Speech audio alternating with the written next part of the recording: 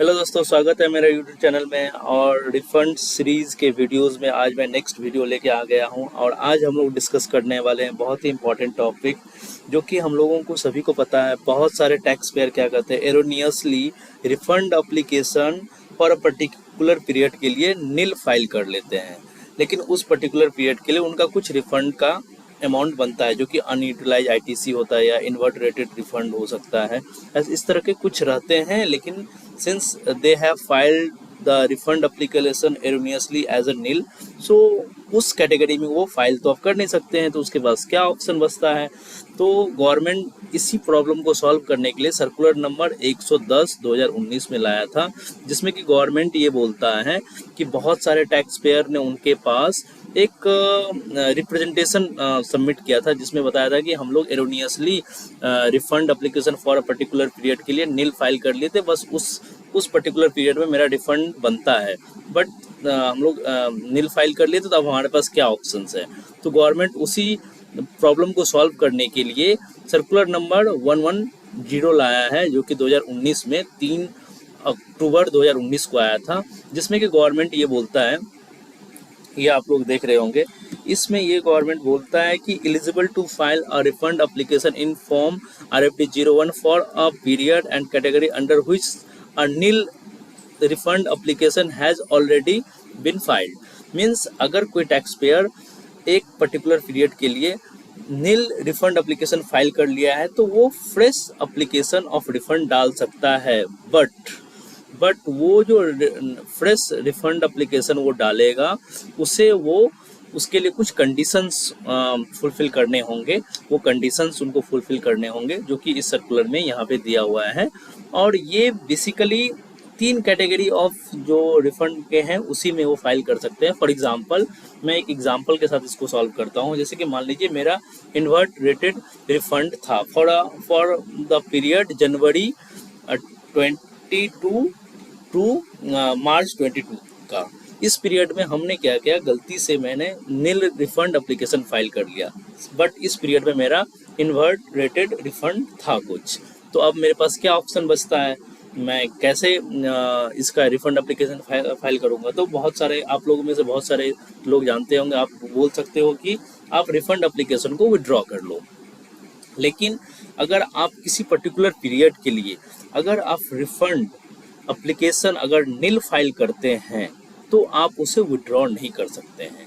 अगर आप for a particular period के लिए अगर कुछ ट्रांजेक्शन्स अगर दिखाते हैं, जैसे कुछ मान लीजिए कि कुछ आउटवर्ड सप्लाई या कुछ कैलकुलेशन, अगर आप जैसे कि जो रिफंड का रिक्वायरमेंट होता है, एनेक्सर बी हो या स्टेटमेंट 3 या 3A हो, इस तरह के कुछ जो भी रिकन्सिलेशन होते हैं, वो सब अगर आप डाले रहते हैं इन्वर्ट रेटेड के लिए, तो आपका विड्रॉ हो सकता था। Since you have filed a nil refund application for the period January 22 to March 22, तो आप अब फिर से इन्वर्ट ड्यूटी स्ट्रक्चर जो कैटेगरी है उसमें रिफंड एप्लीकेशन फाइल नहीं कर सकते हैं।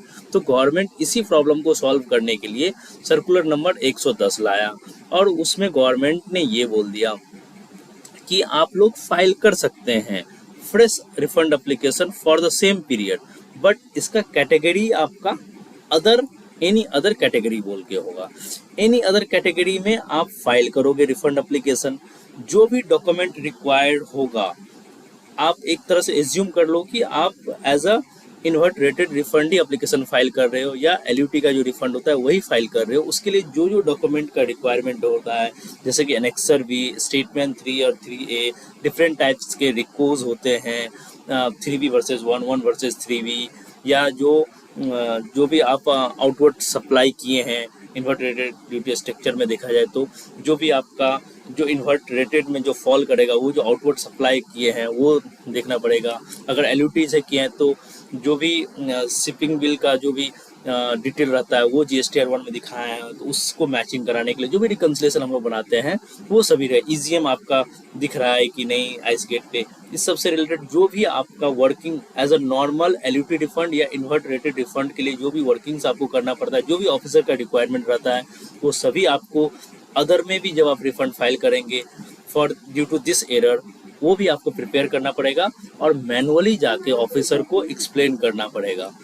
ऑफिसर भी इस रिफंड एप्लीकेशन को ट्रीट करेगा एज अ सेम, जो कि वो एलयूटी या इन्वर्ट रेटेड ड्यूटी स्ट्रक्चर का जो रिफंड की तरह जैसे ट्रीट करता था, वो आपको एक लिस्ट ऑफ द डॉक्यूमेंट देगा या कुछ फर्दर उसका क्वेरी रहेगा तो वो आपके साथ शेयर करेगा, आपको हेयरिंग करने का अपॉर्चुनिटी देगा। जैसे कि आपको 15 दिन के अंदर डिफिशियंसी मेमो दे सकता है, या मान लीजिए आपका रिफंड अप्रूवल भी दे सकता है, एक्नॉलेजमेंट भी दे सकता है 15 दिन के अंदर। फिर आपको RFD 05 और 06 भी देगा। तो नॉर्मल सभी प्रोसीडियर वही रहेंगे। आपका कुछ लाइबिलिटी आएगा तो DRC 03 से आपको पेमेंट करना होगा, और ऑफिसर RFD फाइनल अगर सब कुछ सही रहता है तो RFD 06 में ऑर्डर देगा और पेमेंट ऑर्डर RFD 05 में देगा। तो आज हम लोगों ने देखा ये सर्कुलर भी मैं अपने यूट्यूब चैनल में लिंक दे दूंगा, आप लोग इसे डाउनलोड कर लीजिएगा। तो आज हम लोगों ने देखा कि सर्कुलर नंबर 110 टैक्स पेयर के लिए क्या बेनिफिट लाया है। जैसे कि हम लोगों को सभी को पता है टैक्स पेयर के लिए ये बहुत ही अच्छा है, क्योंकि बहुत सारे tax payer for a particular period के लिए nil refund file nil application of refund file कर लिए थे, बट उसका रिफंड उस पीरियड में कुछ बनता था।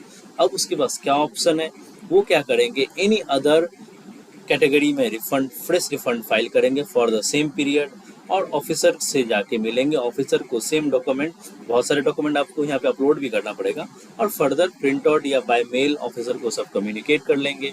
द असेसिंग ऑफिसर जो है, ये जो आपका चार्जिंग ऑफिसर है, वो सभी का वेरीफाई करेंगे। वेरिफिकेशन होने के बाद वो आपको फेयर अपॉर्चुनिटी ऑफ हेयरिंग देगा। हेयरिंग होने के बाद फिर आपका अगर रिफंड अगर कुछ बनता है तो RFD 06 में रिफंड ऑर्डर देगा, और RFD 05 में पेमेंट ऑर्डर इशू कर देगा। हाँ, अगर आपका कुछ लाइबिलिटी बनता है तो DRC 03 से आपका लाइबिलिटी का भी पेमेंट किया जाएगा। तो मेरे चैनल को सब्सक्राइब कर लीजिए। इसी तरह के नए नए रिफंड पे नया नया मैं वीडियो बना रहूँगा, जिससे कि आपका नॉलेज इन्हेंस होता रहेगा और आप अपने day to day practical life में इस तरह के छोटे छोटे प्रॉब्लम्स को सॉल्व करेंगे। थैंक यू वेरी मच मेरे चैनल को सब्सक्राइब करने के लिए। तो मिलते हैं नेक्स्ट वीडियो में, जिसमें कि मैं रिफंड के सीरीज पे ही डिस्कस करूँगा। Thank you.